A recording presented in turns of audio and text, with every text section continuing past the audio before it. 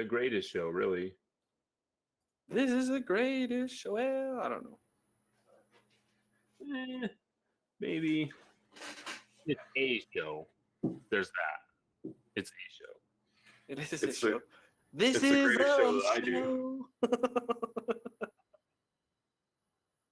This show. I know. We're just waiting for JD to get back. All right. I'm going to need some silence.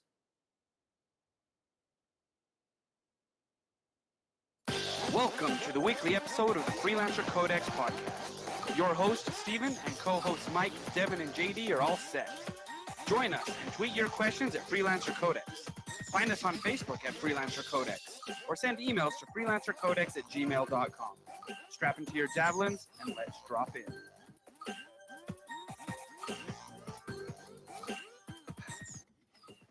Welcome, freelancers, to episode 96 of the Freelancer Codex podcast, the longest-running Anthem podcast on the internet. I am your host, along with my three co-hosts, Mike, Devon, Your three coasts? My three coasts. They're kind of like ghosts. Your three coasts. This is the Atlantic, the Pacific. And go ahead, another one. See if you can do another one. The Indian Ocean. And the Mediterranean coast? Well, that's the ocean, but we're talking about coast, Devon. Come Oh, on toast? Do you smell toast? Or is Yeah. it? No, just kidding. Do you East smell Coast, toast? West Coast, How's East. everybody doing? I can't believe it's episode 96 already. What were you guys doing in 1996? 1996, I would have been High school? 11 years old, watching Beast Wars, probably. Oh. And I think JD just choked on something. Are you okay, man? No. JD, were you even alive in 1996? Yes, I'm not that young. Beast Well, I would have you're been, not I that would have been old 5 either. years old. You're not that old either. Correction, I'm not as old as you, Mike. You're what, 22, 21? I wish.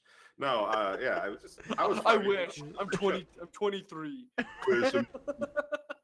The Beast Wars aired September 19th of 1996, so I was right. So that's what I was in 1996. So this is Trap. 25th of July. So welcome everyone to the 25th of July. Half of the year is already over. This month is almost over, and I am pretty close to having a 10-year-old, which is kind of scary to me. I'll have a 10-year-old, and I guess that's the first time one of my kids is going to go double digits, and all the fun that comes with that. So It's awesome. it's been 160 days since the game is released, 48 days since EA Play 2019. We still do not have a definitive answer on when the Cataclysm is going to release. We do have a couple things to talk about in regards to that, but first I want to hear what you guys have been doing inside of Anthem in the last week since we last spoke. I've been making a lot of progress, but I want to hear what you guys have been doing. So JD, what have you been up to for this last week?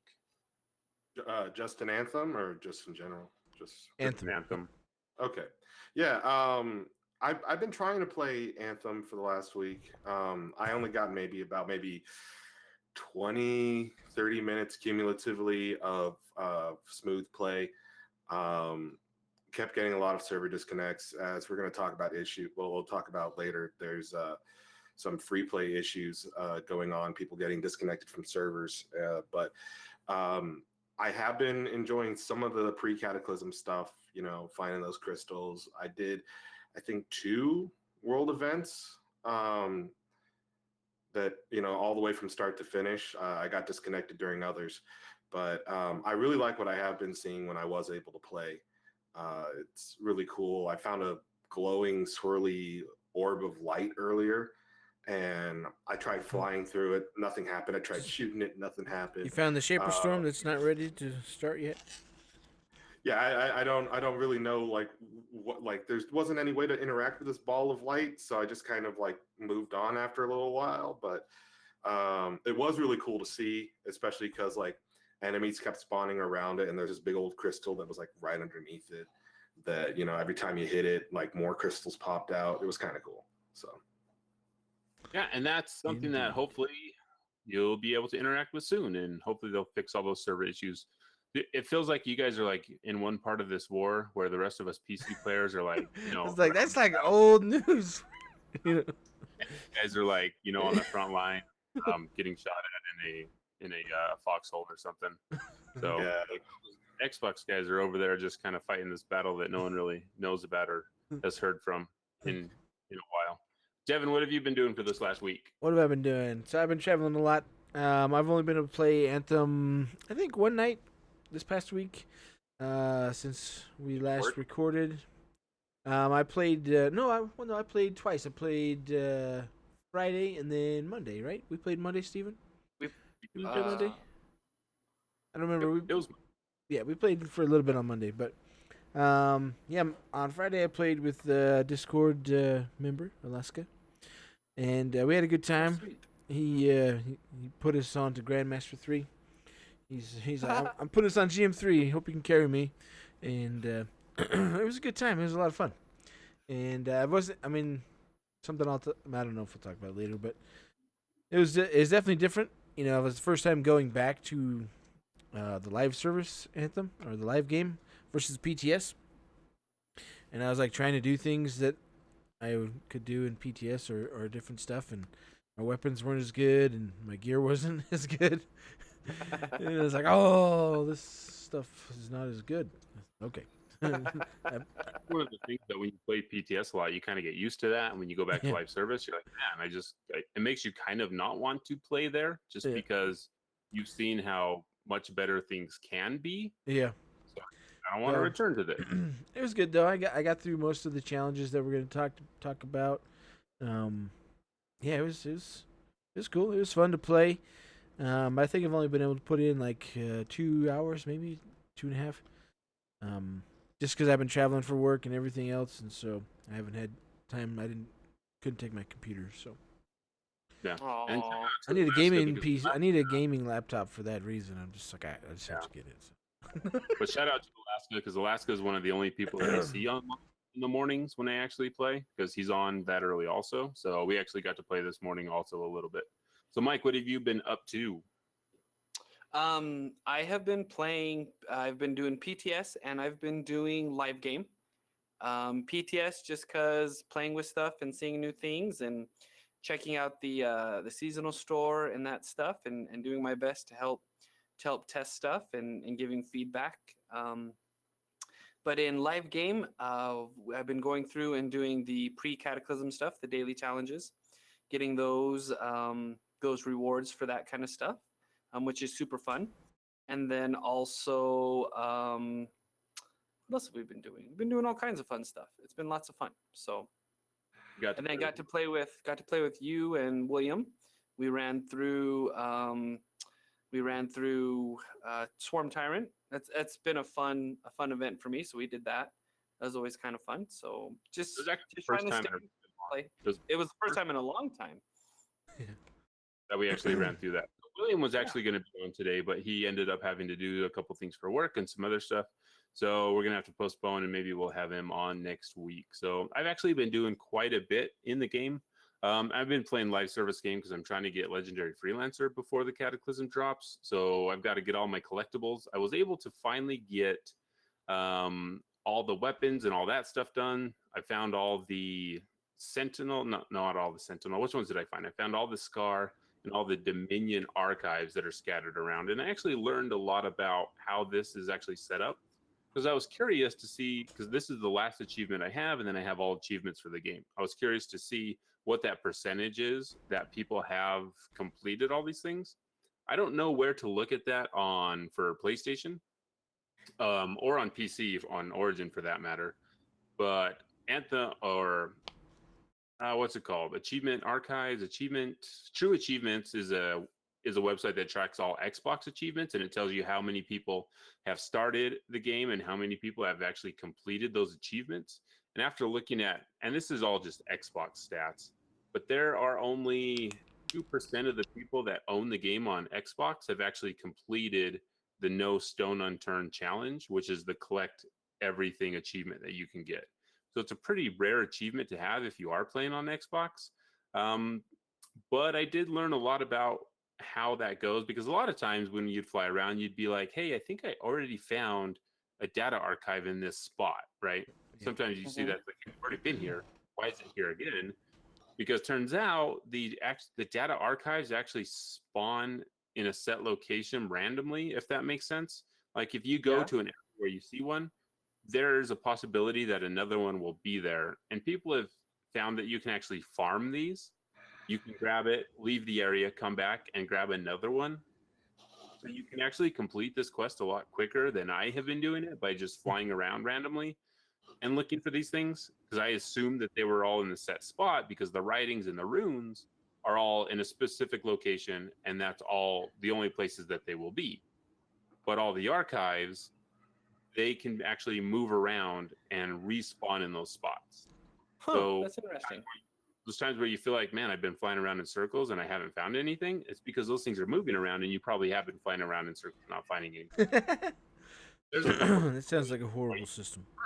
Just gonna say. Man, It's- Johnny Raincloud all over the place. I mean, once I found out about this, I was kind of like, wow, I feel like I've kind of been wasting my time flying around. I mean, it's fun to fly around, but if you have the purpose of I need to find all these things, and you find out that, well, it's just kind of random, you're just going to have to happen to cross them and find them, and you're like, Yeah, that's there wasn't a better way to do this, because now I just kind of feel, I was like, oh, I could have done this from the beginning, and I would have saved myself a lot of time. Like, I'm surprised this is only 2%, because more people knew about it, they would probably actually go out and do it. I don't know if people would or not, but there's an easy way to do this, and that's what I'm going to do.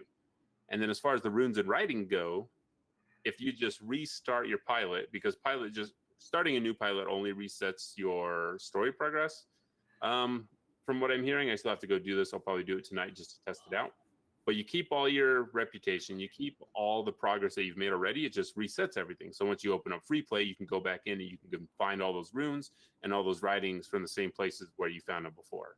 So it's a really easy way to go back and find all these and get that challenge up, which is also just kind of an interesting way to do that. just it's gonna cheesing be it, huh? faster. Cheesing it. And yeah, and I am going to cheese it because I printed off the map. I went to every location that the map said, hey, there's supposed to be a rune here. I am still missing 9 of them. So I'm like, well, I can go back to each one of these locations and do it again, or I can just reset my pilot and go find 9 of these runes and a couple more of these writings, and I can be done with it. And the latter sounds a lot more appealing to me, so that's what I'm going to do. So And the runes are random also? They're not the same spots? The runes are in a specific spot. The runes and all the writings that you find are in a specific spot. But if you reset your javelin progress, those things reappear, and even if you pick up one of them, it still counts towards your progression. So it doesn't matter if you like, oh, I went to this one spot over here by the wall where there's normally one, you'll get 9 more and it'll count towards your progression, and you can complete that last achievement. So I mean, I don't know if this. I mean, Sounds like a load maybe they of wanted it BS. that way. Yeah, a little bit. Like, hey, I flew everywhere and I found everything, but also I'm not like having a ton of fun doing that. So if there's an easier way to do it, I'm going to take that route. So I mean, what that says about me as a freelancer, I don't know. I don't really care. That's what I'm going to do, because I'm like, hey, I want to get this challenge done, and I want to move on, because if I want to focus on Champions of Tarsus, it's really hard to do that in free play because you don't get enough reputation flying around free play and completing world events. So it's like, okay, I have to complete this step here, and then I can go start grinding stronghold after stronghold after stronghold and legendary mission in order to get, that step done. So that's what I'm going to do. And that's what I found out. And it's like, oh, I could have saved myself a lot of time instead of just flying around randomly and running into walls and trying to master flight. So yeah, Gotta hit them It is what- waterfalls, Steven. I don't think it's a bad way of doing it. It's a way of doing it. I don't know. I don't think it cheapens it or lessens it at all. I mean, it's there, do it. Someone's gone through the trouble of making maps for you. It would be rude, actually. It would be rude if you didn't do it that way, because then all that person's work would be for naught. So That's true. I get really do the that person. guides, go do the stuff. That's how it should be done. I'm just saying, it would be rude of us not to, and we're not those people. We are I mean, the good that we want to see in the world. So good on you, Steve. Moving on. Don't need to How talk clo- about it anymore. Let's go. I want to know how close you guys are to completing these, or if you're even interested in completing those challenges. Moving on. Let's go. No, I'm serious. Like, I'd have to look it up to see. I don't know. I mean, I'm pretty close on the runes, and I'm within like the teens or higher on all the rest of the collectibles. but I haven't found a rune in ages. Well, a lot of them I had to go back, like, so before we could collect them, they were in the early missions. The ones that That's we probably- missed, because I could see them, but I couldn't collect them.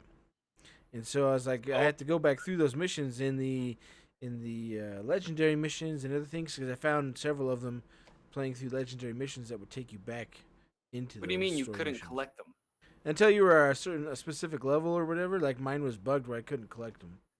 Oh, Oh, yeah. really?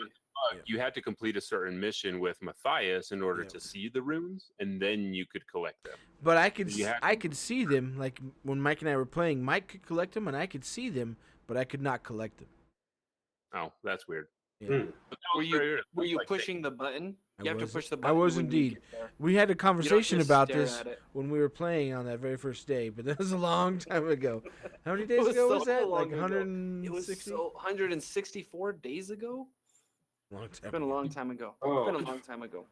Yep. All right. So, a couple things. If you want to call into the show, you can do that. Leave us a voice message at 505-386-7917. JD, I was going to let you answer, but you've only been able to play 30 minutes. I'm guessing trying to find all these things in free play right now would be a nightmare. So, I'm not trying to ignore you a little. I had made some progress before I started having connection issues. I think I have 3 of them complete, or is it 2 or 3? There's basically, I've got some of them completed, and there's one on that list. I can't remember which one, where I don't even have half yet. So like, I only have like one thing left to do, but it's just all in a very specific area, and got to work at that. Once I'm able to play again, I should be able to complete it. All right. So, you can contact us there, or you can write into freelancercodex@gmail.com, or you can leave us a message on Twitter. You can contact us a bunch of different ways, or you can go join our Discord, and you can do that by going to freelancercodex.com, and all the links are there. All right. So, we do have a little bit of news, and we should let Keanu key us in on what news we have, right? All right. I gotta talk to you about something. All right, Keanu's going to tell us. So we actually got 3 new challenges that are live in the game. This is the live game. It's not just the PTS. There are 3 that are active now. I'm assuming that these are kind of the lead up, the precursor to the Cataclysm, but I'm not sure because BioWare hasn't said anything. So there's 3 challenges. So the first one is called the Oncoming Storm. And the objectives of this challenge are to defeat crystallized enemies, defeat 20 crystals, that's 60 enemies, 20 crystals, and complete 8 crystal world events. And then the reward for this is you get a graphic called the Arcanist Monument, and you get 2,000 coin for doing this. So I think we've all completed this mission. JD, were you able to complete it on Xbox? No. I got, I think, 10 crystals destroyed, 2 world events completed, and I think like 5 crystallized enemies defeated. So this is kind of an interesting challenge, because the crystallized enemies, if you are not, there's nothing in the game right now that tells you what a crystallized enemy is. Yeah. For these events, for these world events, this is the only place we were able to find them, was in the crystal world events. There are a group of Dominion The new bad dudes, Dominion, yeah. Yeah. and they have the giant triangle backpacks on. So they're not, and those are the only enemies I found that actually count for this after tracking it. So those are the only Correct. enemies that you can kill that will actually count towards this. They don't have crystals on them. They don't look like crystallized enemies. They're just dudes with backpacks that shoot crystals. So that can be kind of confusing. At first, I went in, destroyed everyone, looked at my counter, and I was like, oh, you got 2 kills towards this. So it took a really long time for us to figure out like what enemy we were actually supposed to kill. I don't know if it's supposed to work like that. I don't know if that's the intention, that only those specific guys. Because there are newer enemies. There are Yeah. ice scorpions that you think, oh, these will count. But then you're like, crystallized ice, is that the same thing? I know ice crystallizes, but is that the same thing? So it is a little Crystal ice? challenging. Crystal ice, yeah, it's the powdered beverage mix. So it is a little challenging, and it can be frustrating when you think you're making progress towards something, and then you go back into your menu to find where it's tracked, It'd be cool if you could set that to where it would show up on your HUD when you track things. I think that could be a great addition to the game. So if you're listening, put that in your feedback notes to people so that they can know, hey, we kind of want to see this in the game. I think that would be a really good addition. But anyway, but it is kind of frustrating because I did the same thing. I was stuck on that. I thought I was killing everybody that I needed to, and I wasn't. So I had to go really hunt down those specific guys, and it seemed like it was in the world events exclusively. So maybe that's the design. Maybe it's supposed to be like that, but I'm not sure. Yeah, it seemed like there's only like 7 or 8 that spawn every single time, because they teleport in through like whenever they spawn them in, and those are the only ones that count. And so, and if somebody else in your group kills them and you don't kill them, you don't get any credit for it. You don't get the credit for them. So I was always trying to steal Steven's kills. So, like, haha, that's not a first. That's not a first. So when we played with William, when we played with William the other night, he did find a kind of a cheese. I don't know if it is a cheese, but when those big crystals pop up, if you leave one up and don't destroy it, it seems like the number of enemies increases. They just kind of keep spawning, which is good. I haven't tested it out like for real, but it sounds like it makes sense. So maybe give that a shot if you're having difficulties finding everything. So. And Alaska in the chat also says that only weapon and melee kills count right now. I'm assuming. Maybe that was the problem. Maybe that was one of my issues, amongst other things. And it says combo kills don't count. So I'm guessing that's an oversight, because it would be really weird if that was not explained anywhere. Also, would not be that surprising that only weapon kills and melee kills count, which is weird. So Tiffany in the chat is saying that she's trying to get this done also. So try that. Try leaving one of the crystals up and see if they just continuously spawn. And maybe we'll test that later tonight also. Devon, can you give us a breakdown on what that world event actually is? Because there is a challenge to complete 3 world events. Yeah, so basically you'll just be flying along and say, oh, we found some crystals, and there's usually 3 to 4 spots of crystals that you have to shoot. And some of them, when you shoot the smaller crystals, create larger crystals. And then, of course, the larger ones, the way you destroy those is by shooting all the smaller ones that come off. Or right now, melee works really good in the live version of Anthem. In the PTS, the weapons work really good on the large crystals as well. So, but right now in the live version, the weapons don't work very good on the large crystals, at least for my interceptor. So. But yeah, the whole thing is you're trying to kill them, and my melee rocks it. My melee as a ranger, my shock mace destroys those crystals in like 3 hits. So yeah, like melee is the thing right now. So yeah, I found out that in order to destroy the crystals quicker, you have to destroy the little ones around it, and then weapons work really well on it. Yeah, like if you destroy all the little ones that are going up and down, it should like destroy. It should be destroyed by the time you get rid of all of them. Yeah. So, but then while you're doing that, Dominions spawn in and they're fighting you, or it could be not. It's not always Dominion. It could be other enemies that spawn, which also kind of sucks when you're working towards that challenge, because if it's not Dominion, then they will have no crystallized enemies. Because there's plenty of times where it's outlaws and then brutes. So, none of those help you towards the challenge. So. That's a little bit frustrating, but if you just keep flying around, it's not too bad. So yeah. Well, I think the frequency of this world event is increased, but because you can find these fairly quickly, so doing 3 of them shouldn't be that big of an issue. It really is just defeating the crystallized enemies that can kind of hold you back from completing some of those. So, and then there's little tiny pockets of crystals all over the place, and you have to destroy 20 of those for the oncoming storm challenge. So that should be pretty easy, because it seems like there's crystals everywhere. All right. Although I did that one today, and it took me a while. It took me longer than I expected. I think it was because when you go in not looking for them, it seems like they're everywhere. But when you go in looking for those crystals, it seemed like none of them cybernetic connection you have in the games. Like, exactly. I know Mike's looking for this. Not gonna load it. So we're gonna not give it to him. So it took me a while. So just bear that in mind because I think we have. When I jumped on, it was 10 hours left to complete it. I bet we're looking at I don't know what time we're looking at to complete that. So get on that if you can, if you haven't already.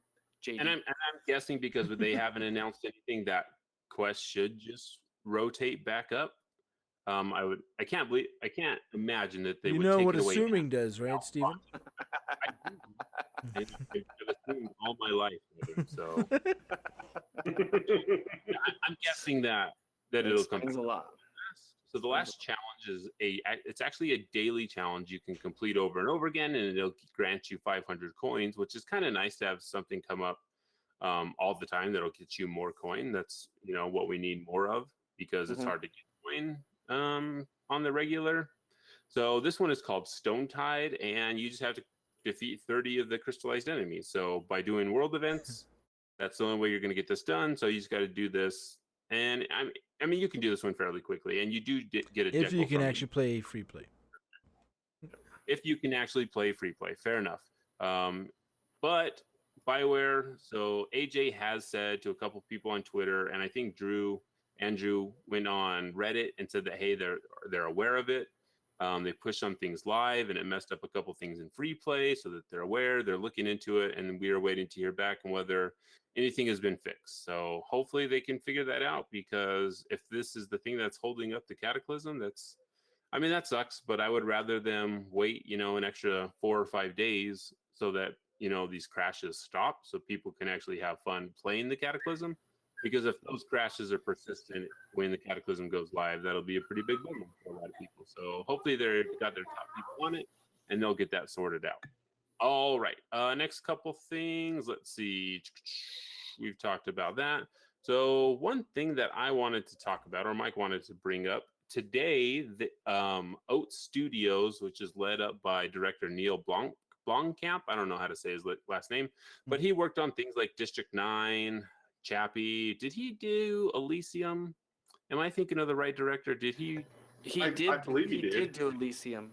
Yep. He did do Elysium. With Matt Damon. So With Matt Damon. Did.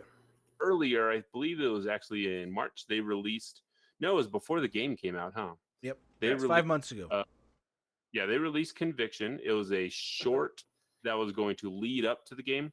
Neil turned that short into somewhat of a movie trailer with a bunch of quick cuts, made it look like a trailer for a movie that could possibly be released for Anthem. Today, they released like a 28-minute behind the scenes on Conviction. So if everyone wants to go and like pause the show, go watch Conviction. I mean, it's pretty short. You can watch it. It's only 6 minutes long, and then come back. We're going to like talk about Conviction, and I think we're going to talk about the Behind the scenes, yeah. Behind the scenes, sorry. So How it's made. You're gonna say the how it's made. It doesn't help anybody with the live show, but no, it doesn't. But I mean, we were playing the Conviction at the beginning of the show on Mixer. If you're watching on Mixer, I don't know what you were doing over there on YouTube, Devon, but if you want the full experience, just go watch over. yeah, it's janky. It's running from Steven's computer, so I don't know. Whatever, it's running fine. For Okay. no one.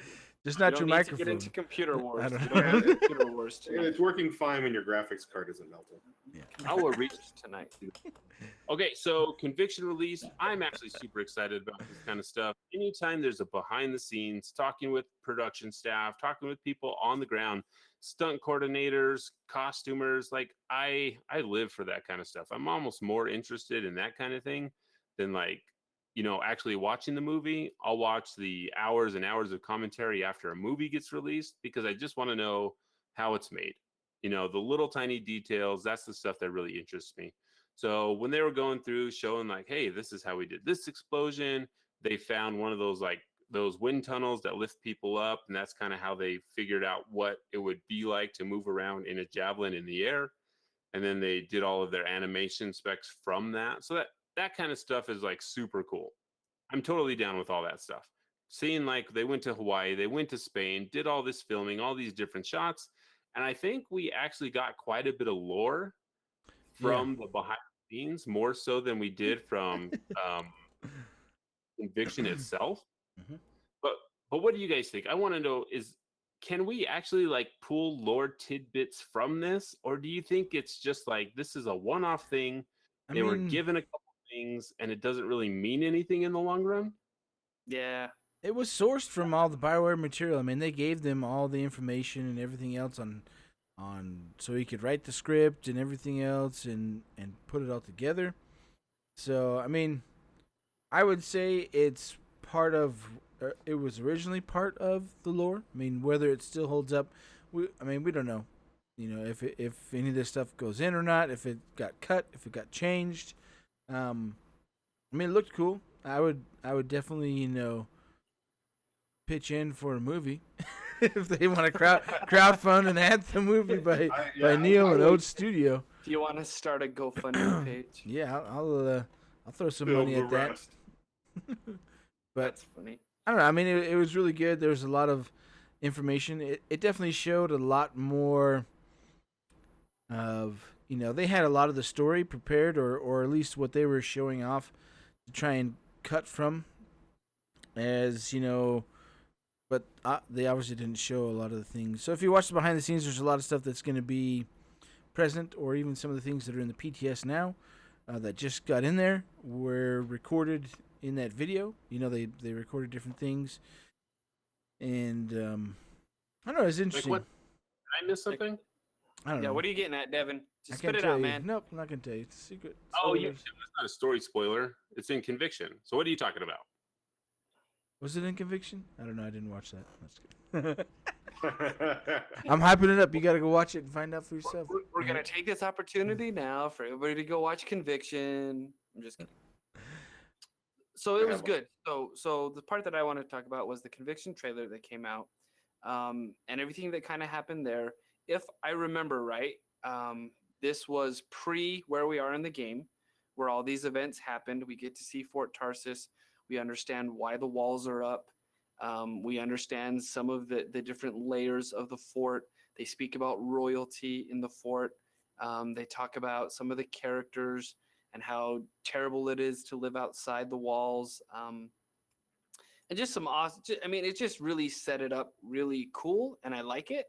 And so, again, just adding to what we already have come up with in our minds, with what the world of Anthem is and everything that can be done there. So just good stuff. And the behind the scenes, like Steve said, it added to, this is kind of what the actors are feeling. So then maybe we can kind of, project that onto our own characters and kind of the turmoil and the, trying to survive kind of aspects of the world. And I mean, we totally geek out about it, and it adds cool new layers and stuff, but hopefully that stuff, and the thing that Steve and I were talking about is that hopefully that stuff makes it into the game somehow. References to Steve is really big on lore. You all know that. And he was, his neurons were firing with all these connections that he was making. And he's like, ooh, this means this and that means that. And so it's just fun. It's just a cool aspect. I mean, anytime we have any type of like new story to add to what we have right now, I get excited about that. Like they talked about Callie, the woman they found in the woods, and I was searching the stuff that I've written down from the Codex, and I'm pretty sure that there is something written in the Codex where it says that a couple of freelancers were out in Bastion, and they actually saw the woman in white. I need to go back and see if I can find that again, because I'm pretty sure that Callie is actually a character that's been referenced in the game. Soul, the guy that actually finds her, has not been. So Soul and Kreese, I guess they were buddies. Kreese sold out Soul to the Dominion for some other reason, but I just need more story, because going so long from like burning through the story, I mean, that's our own fault, whatever, but that's what we're going to do, to go into like there's this huge expanse of like 150 days where there's no new updates to the story, and you can really feel that, especially when you get a couple new things thrown in here like this. You're like, man, I just really want to dive back into the story and visually see that story come alive, because when you see the monitor, you see the Dominion. I mean, it's an immersive world, and Neil and Oat Studios brought that out really well. It's like, hey, I could be in there, Just don't read the comments on that YouTube video. So Rough I neighborhood. I did because trying to be a whatever, and yeah, Morbid curiosity. well, no, just to see what people are saying, and it really is just the same stuff over and over and over again, and everybody would rather watch this movie, then play the game. And you know what? If that's what you want to do, go for it. Like, no one's stopping you. I thought you were gonna say go but F what yourself. good- That's what I thought you. But what good does it do? I mean, like, what were you gonna say, Devin? Sorry, I missed I it. thought when you're like all these people that want to watch the movie instead of play the game, and you're like go for it. I thought you were gonna say go F yourselves or something. I know I wasn't because what good does that do? I mean, like, I don't know. I have issues with the internet anyway, but whatever. So I mean, there's more lore. I want to hear about Cali Soul, Kreese, and the Augur. I mean, the Augur that is in Conviction, I'm pretty sure is modeled after Herschel, who runs the store in the Cataclysm event that should be coming to the game. The helmets are very similar, so I don't know if that was just, hey, this is this character. I mean, they're taking him Ember, so I don't know what they do with that. Usually you hear the term Augur, and it's someone that can see the future or can divine what happened. So, and in this universe, that's something can be very possible. We have people disappearing for years. We have people splitting into three. Being able to see the future is not that far of a stretch, right? So, Nope. I mean, I just want to see more story, because right now we just don't have it yet. I know we're going to be getting it soon in the Cataclysm, so I hope that's going to happen sooner rather than later. So, anything else? Well, and if I it just- doesn't, you're just gonna have to wait because it's not about you, and it's not. Who's it about then if it's not about me? About JD, It's not about you. It's obviously. not about you. You can't even play the game. I just He doesn't even play this game. I just hope that the story drops or the lore drops or lore additions aren't necessarily limited to just the major updates. Like, I mean, it's really going to depend on how much lore we get from this particular Cataclysm. Well, I think we'll have an idea of how much you're going to add with that one, and I don't know how much, if any, of like story or lore that you guys have seen on the PTS, but I do hope that it's more than just a little bit, because I don't What's want your it to be like definition of a little bit, JD? well, I would say it would basically be the amount of story and lore that is added in between major Destiny expansions, or at least back when I was still playing. I don't remember. You need to like quantify that- that. 'Cause that that's being- that been being a long little time bit. for me. Yeah, well, that being a little bit, like I haven't played Destiny 2 since their second like content edition. So you're But, talking like, about the stuff basically- that like their events that happen in between their Well, DLC? like so like basically like their major content drops that I'm talking about that added a lot of story were like things like the Taken King or Mhm. the Rise of Iron, and that added a bunch to the story.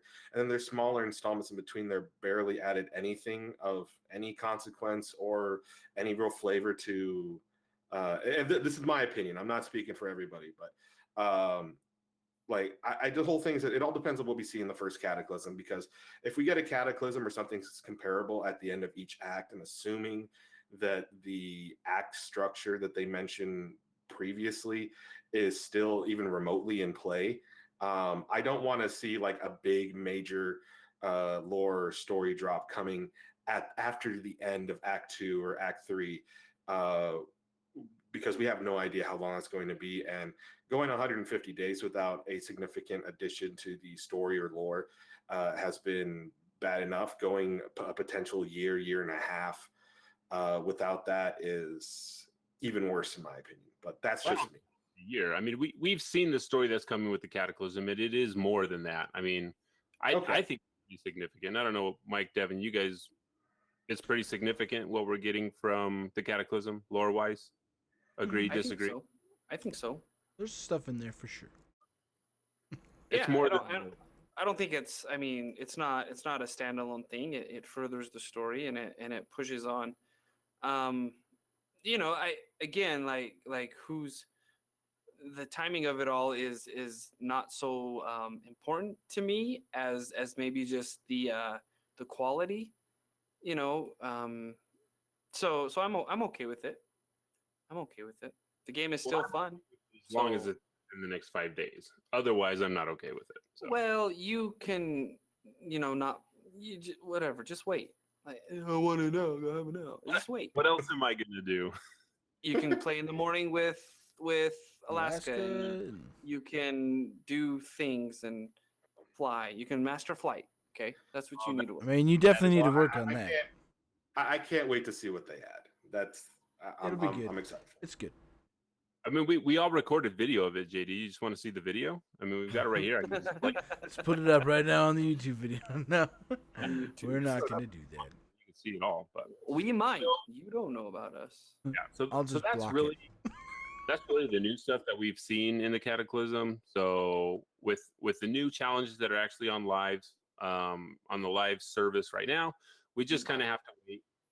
You know, I guess I don't know. Like, of course, my brain is always running. Like, I wonder if they release this behind the scenes just to kind of deflect from the fact that Cataclysm is nothing's been announced. So I don't know if that's trying to do that. I mean, we're smarter than that, right? For them to try and pull a trick like that, like look over here, don't look over here. No, I think you're trying to conflate the two and try to connect things where things aren't connected. You're like Sherlock Holmes, but a bad version who just like this means this, and like I mean it is what it is. Like we'll get Cataclysm when we get it. We've gotten the What's the bad version of Sherlock Holmes? Like, who would that be?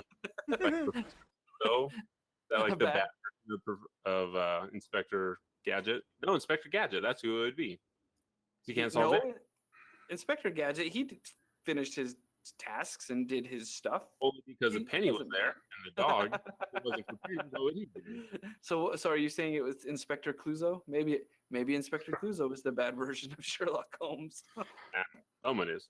All right, so real quick, because that's really the only news that we have had this past week is the new challenges, unless there's something that you guys really, really wanted to talk about. I actually have a lot of lore stuff I wanted to talk about Helena Tarsis, because the last time I did a lore thing, I did it on her, but there was just tons of speculation. But now we actually have a codex to pull from and a lot of story to pull from. So I wanted to talk about her.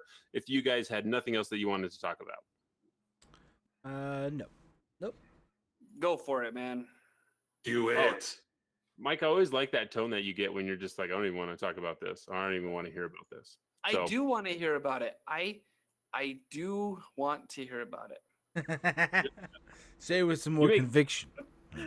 Yeah, can you Say it like you mean it. Talk we about get the scenes on your conviction, Mike, on this? we're good. So you go. We'll talk about Helen of Tarsus. What's her name? So I want to know what you guys know about Helena of Tarsus. Hero, villain, save the planet, doom the planet because, she destroyed the Urgoth, and the Urgoth were the only thing that keeping the darkness at bay.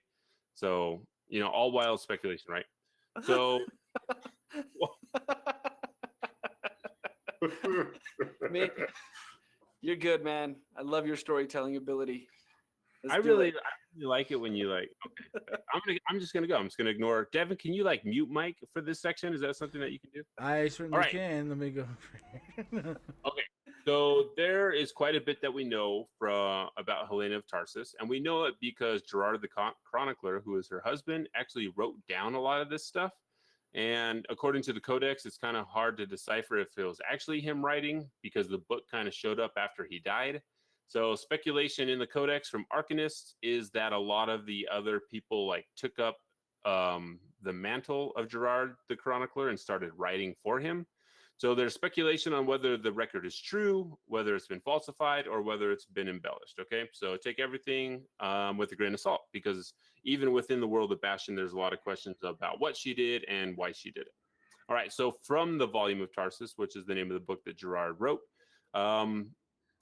I wanted to talk about where she got her sword from, because before this, we actually don't know a lot about Helena of Tarsus. There's not a lot written about where she came from. All we know is the humans were enslaved by the Urgoth, and the humans got sick of it, and they started an uprising, and Helena was the person that they all focused behind, and she led them to eventually the defeat of the Urgoth. So she did that by going and getting Fulminus. So Fulminus lived at the top of a mountain, too steep for humans to climb. So this is at the time where their javelins could not fly. So from there, he sent giants and terrible storms like a dreadful fiery wind. A day came when Tarsus declared her people would suffer Fulminus no longer. She brought her the most trusted of her. So they were flying at this time. She brought the most trusted of her flying legion to the lair of the mighty creature. For 3 days, they battled amid fearsome lightning until Tarsus brought Fulminus to heel. She pried his thunderous voice from his throat and forged it into a sword, the voice of heaven, to sing the song of triumph. So last time we did a quiz last week, we talked about, hey, putting the voice in a wallet. That's where this comes from. Helena went up to the top of this mountain with her legionnaires, destroyed this creature, ripped out his voice, and put it into a sword. If that's literal, I don't know. There is a section about the sword itself where it talks about Helena actually listening to the sword. So I don't know if the sword became sentient or what happened to it. But it says this is also from the volume of Tarsus. The voice of heaven whispered to the general, and with its guidance, she forged a new ambition. She gathered the legion at their old sanctuary as the enemy, cunning and cruel, surrounded them. As warriors filled the valley below the mountain, they laughed and cheered, certain that no human could escape. But Tarsus planned well, and once the Urgoth committed their greatest forces to the battle, she unleashed the voice of heaven upon them. The mountain shattered as it sang, and the Urgoth were buried beneath the waves of rock and earth. So Helena grabs the sword. You know, there's a lot of speculation on whether the sword was even real or not from the Arcanist. So if you read a lot into the Codex, there's people that say, hey, you know, everything that is written in the volume of Tarsus is true, 100%. And a lot of Arcanists are like, no, I think it's probably metaphor for what was happening at that time. Because, I mean, the humans were just barely getting a foothold with the creation of the javelin. So there probably wasn't a lot of people writing down exactly what was happening just because people were trying to stay alive. And I think, you know, history is sometimes you just kind of like, hey, I guess we could have written this down if we had the time, if we weren't fighting for our lives. But so interesting stuff, right? Interesting stuff there, right? Mm-hmm. So last thing, thanks, Mike. You're the best. So Arcanist dialogue, if you read into things. This is the last we'll talk about this last little section. So the first Lancer and leader of the Legion of Dawn, Helena of Tarsus, was humanity's most revered and celebrated hero. The volume of Tarsus claims that she was the lone survivor of an escaped group of slaves, though the general reportedly spoke little about her past. Tarsus, her husband, Gerard the Chronicler, and inventor Arden Vassa, recruited and trained an army to overthrow the Urgoth at the Dawn Gates. Tarsus fell in battle, preventing the Urgoth's final act of vengeance, the attack on the human settlement of Anthem. Sometime after her death, she was reportedly spotted near Anshar, prompting the belief that she would rise again, inspiring construction of the Helena's Walk Temple, which you guys have seen in Bastion. There's a little overlook out there, and you can find Helena's Walk out there. Can we be certain that General Tarsus has truly made Fulminus, whatever that may be, into a sword? Speculating on the accuracy of the volume of Tarsus is a waste of our time. Instead, let us consider what the text tries to teach us, that humanity came together to overcome oppressors through ingenuity, communication, and organization. This should be our focus, and that's from the Arcanist Dialogues. So the acts of Tarsus have been conveniently politicized, the path of might, the path of valor, and the path of resolve. These actions should be taken as a whole, not as one example that defines the entire faction.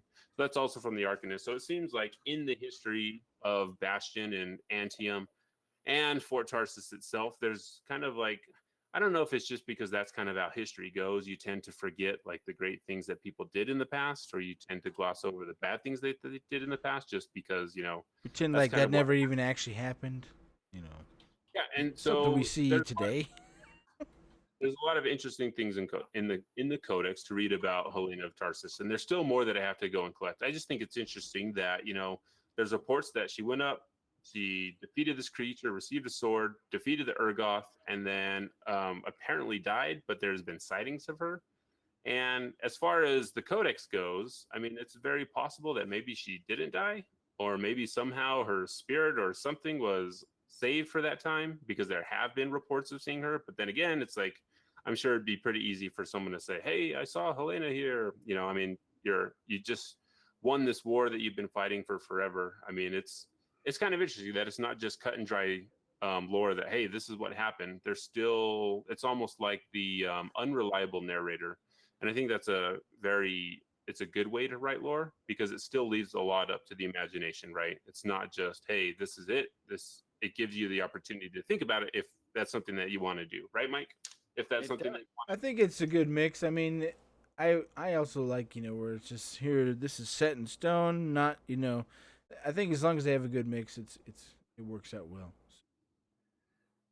What do you think, JD? Is this typical BioWare writing?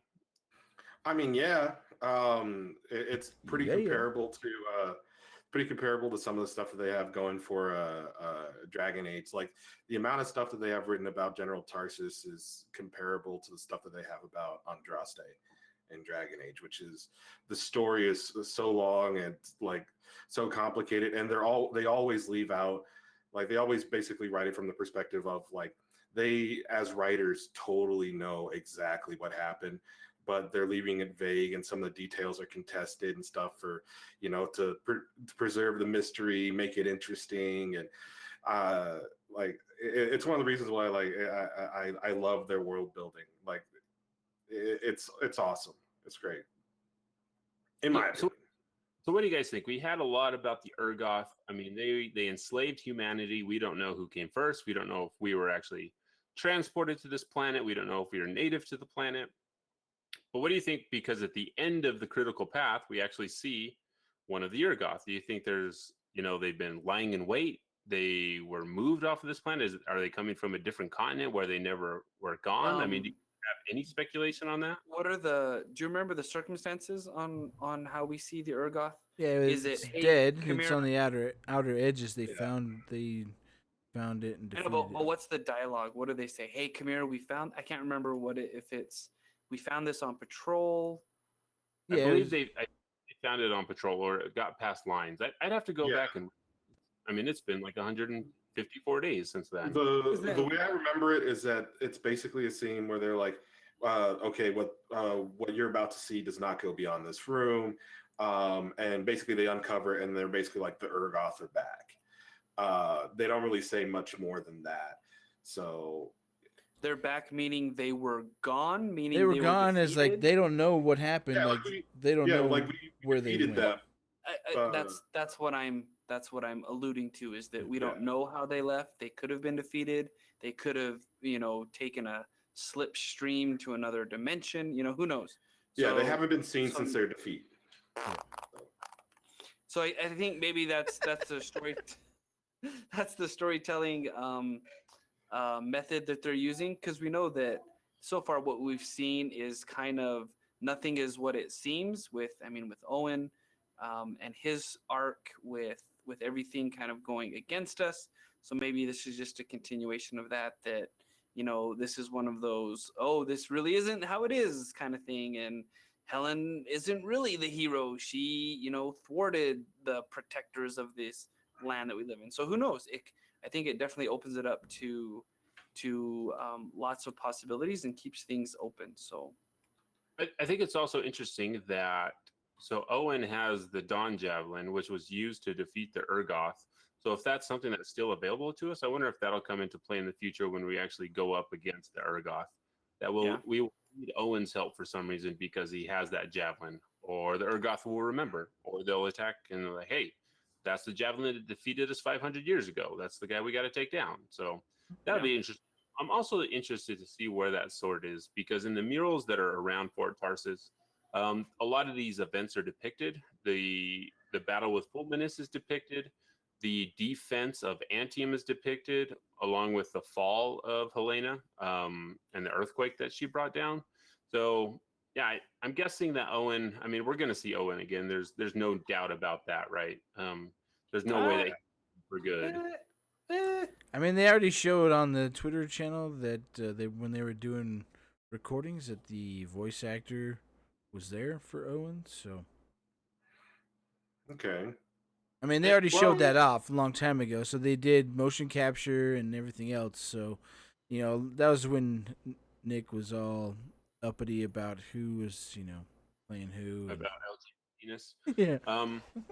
Yeah. So I mean, I'm guessing he comes back, but if that is the next thread, and like the Cataclysm is just kind of like hey, this is kind of the in between, it'll be interesting to see how they pull that back, going from hey, this is what's happening in the Cataclysm, and now we're going back to hey, this is what is happening with the Urgoth. And I'm curious to see if we will ever branch out past Fort Tarsus, especially if the Urgoth are on the outer edges. I mean, if they're closer to I forget what city there's closest out there, because there have also reports Freehold. in the Codex. Freemark. There's also reports in the Codex that ciphers have been losing communications with outposts that are farther out that have just gone completely silent. So there is lore base that, hey, something is happening out there farther out and that we don't know. And because the only way to communicate is with ciphers or sending freelancers and striders out that far, you don't really, if the cipher links go down, then you really can't get word about what's happening out there. So, I think there are lore tidbits leading up to the next big thing that's happening.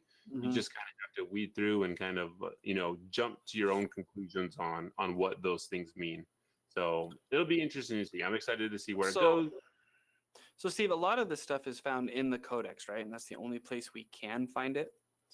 Correct. Do you think that is a bad way to tell this story, to kind of rely on everybody to go find it on their own? Because really, we have a pretty good sampling. I guess it's not a good sampling, but 25% of us here go into the Codex and really look and study and read, and the rest of us are kind of like, oh, I guess I remember that, or we have Steve to tell us, kind of where that comes from.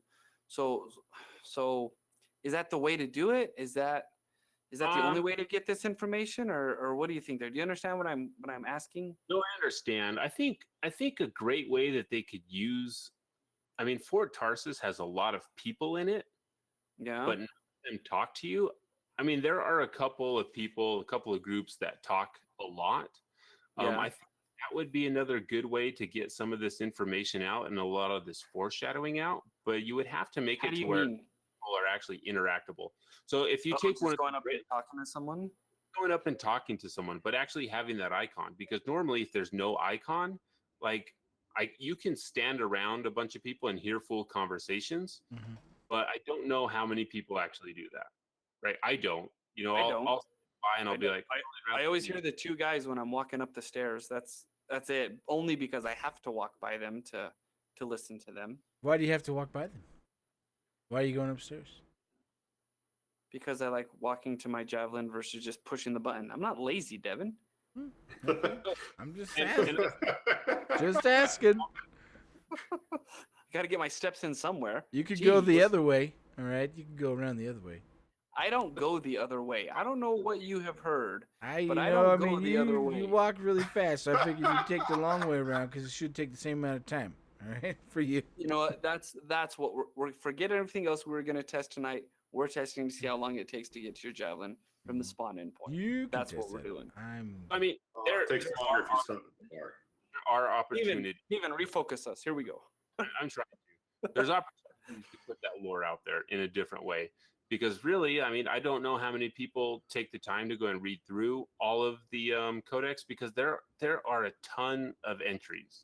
There's over 500 entries in there. So it takes a really long time to go through all of them. I don't know how many people actually want to do that, and especially in a live service game where you feel like, hey, I need to be progressing.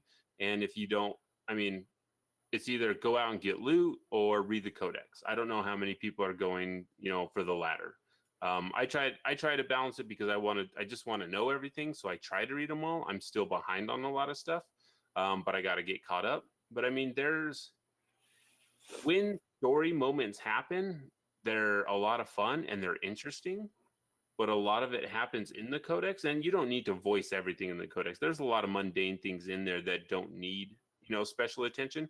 They're there for the people that are going to take the time. They're going to feel rewarded for doing that, and they're going to feel catered to. There's a lot of people that enjoy the lore, and that's perfect for them.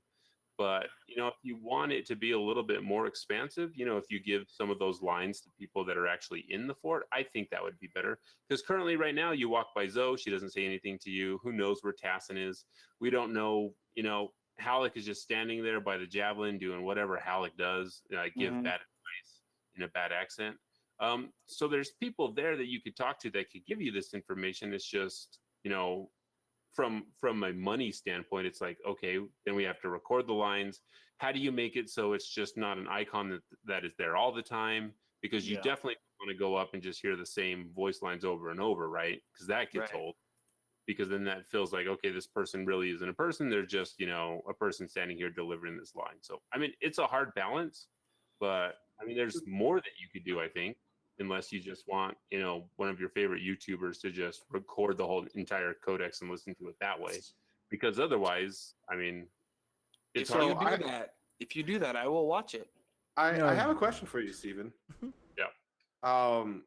So I don't know if you got to play Metal Gear Solid 5, but in that game they have like additional like lore and like background information that they have on cassette tapes that you can play in the background during missions. So instead of the game soundtrack, they play like interviews between characters or mission debriefs of or reports of things that happen in between games that help build to the lore, and you can listen to these while you're on mission, while you're playing the game. Now I agree, not everything in the Cortex or in the lore needs to be recorded. Even in Mass Effect, it was only like the major things. But how do you, like, especially with a game like Anthem, when you're flying around, you're exploring and that sort of thing, how would you feel about like maybe having an element where you could listen to the lore as you're playing, like some of the non like whenever dialogue isn't happening, or like basically you just have it while you're exploring in the background instead of the game soundtrack? I mean, that would be a great way to get it for the people that wanted to listen to it. I mean, that I wouldn't see any issue with that. I mean, we have ciphers that can communicate with us all the time. So from a lore standpoint, it could just be like, hey, Faye, read me my voicemail, and she could just read that stuff to you. That's a lot of for one voice actor, but it's possible to do it that Hey, way. they won't say no to that money, so. And even Alaska says, we do have some of those things currently on load screens, but it seems to be the same ones very often. So it's not like they put every single thing on those load screens and they rotate through them. It just seems like there's the same maybe 15 of them. So maybe if they expand on that. But yeah, I mean, if you're flying around and you just like, hey, hit left on the D-pad and you're like, read me a random Cortex entry. I mean, they could do that. I mean, currently they even have like their voice assistants in the game that's like, hey, you can type anything, it'll repeat it back. Just like, hey, read me this thing in your weird robot voice. I mean, I would be, I think a lot of people would, and a lot of people would have access to the lore that currently they're not getting for whatever reason. So, I mean, I'm all for more access to the lore. So, All right. That's what I say. Right on. All right, Devon, do you have final thoughts on Helena of Tarsus? Good. I don't. I'm good. There's lots of lore out there and lots to be explored and found. It is fun to read through some of those things. There's really funny emails, and there's even junk mail, and there's all kinds of stuff to read through. And it's really funny if you just take a few minutes and jump on there and read through some of it, and it's pretty funny. Yeah. For some reason, Owen keeps sending us emails, and I don't know how I feel about that. But I'm good with anyway, until next time, freelancers, I think we're going to call it a day here with episode. What episode are we on, Mike? 96. 96. Can you believe it? 96. We are quickly coming up on episode 100. We're going to have to do something fun for episode 100. So if any of you have any suggestions on things we should do for episode 100, shoot them our way, because we want to do fun stuff, right? Like we'll wear hats or something. Mike, you always wear a hat, so we'll all wear hats. I'll fly to New Mexico. We all can't be I don't know if you want to do acupuncturists. that. Probably not. So if you want to support this crazy podcast that we have been doing for the last 2 years, you can do that at patreon.com/freelancer codex. I mean, throw us $1 a month. That's like 25 cents an episode. I mean, where else can you get that level of entertainment, right? I mean, really. The thrifty I mean, it's nickel? impossible. Maybe? No, I don't know. 13 nickel. Yeah, it's a local magazine. It's it's a Western thing, JD. You wouldn't understand it. Of course. With being on the West Coast and all, yeah. That doesn't And count. we'll see. Thanks for listening. Bye-bye. You can find us on Twitter at Freelancer Codex, on Facebook at Freelancer Codex, or through email at freelancercodex@gmail.com. Join the Discord through the link provided at freelancercodex.com. Our show will always be free, but if you'd like to send some support, you may do so at patreon.com/freelancercodex. Our individual Twitter handles are at Steven Lamson, at mlamson25, at Neverfear, and at JD the Joke Dealer. Freelancers, it's time to get to work. I guess I better let people know I have a new Twitter handle, huh? I have told you how many times